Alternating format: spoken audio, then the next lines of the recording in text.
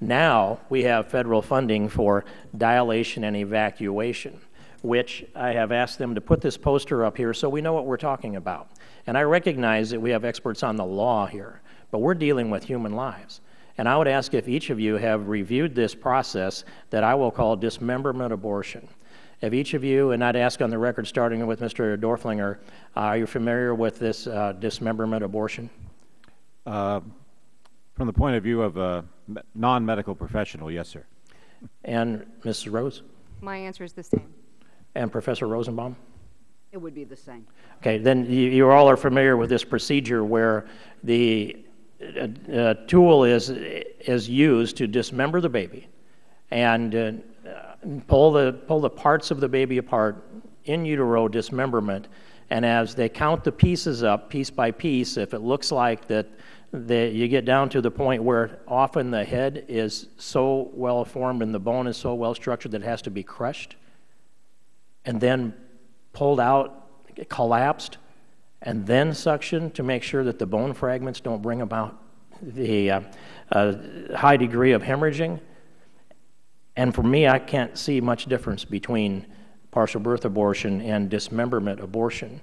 But we're here talking about legalities, talking about a complicated, convoluted tax policy that might be prohibitive for us to prohibit federal funding for a procedure like this dismemberment abortion.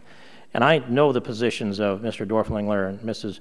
Roos, but Professor Rosenbaum, you've not addressed this from a standpoint other than the complication of the taxes. And I would just ask, should government fund a procedure like this?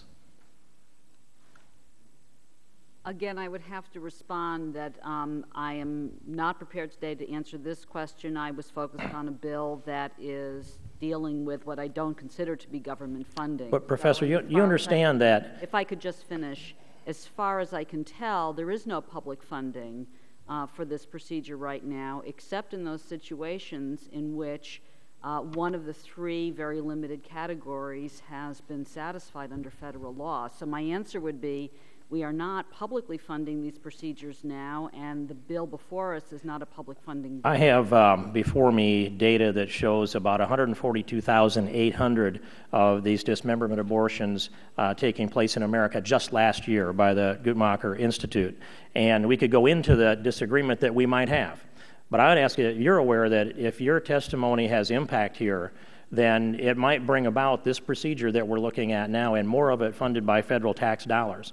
So I'm going to ask you then, do you have a moral position on this, or is it just a legal one on taxes? I prefer actually to keep my moral positions out of this hearing. I have very strongly held religious and moral views on many things. In terms of today's hearing, as I said, I don't think that I see any example of public financing for this procedure except in the accepted circumstances. Well then, since you don't, if we could resolve that there is public funding for abortions in this country, and there's been testimony to that effect by Mr. Dorflinger in particular, and I think also by Ms. Roos, would you then, if we establish that point, are you in a position to change your position? I'm truly just even having trouble following the question. Okay, well, let me go with another route then. You've reviewed this procedure.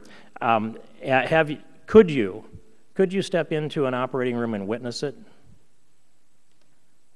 I am a law professor, so I presume I would never be in an operating room to see this. You can't answer that question then, whether you could observe it or not. And then I'm going to also understand that if I'd ask you if you could actually conduct that procedure, you would answer the same way.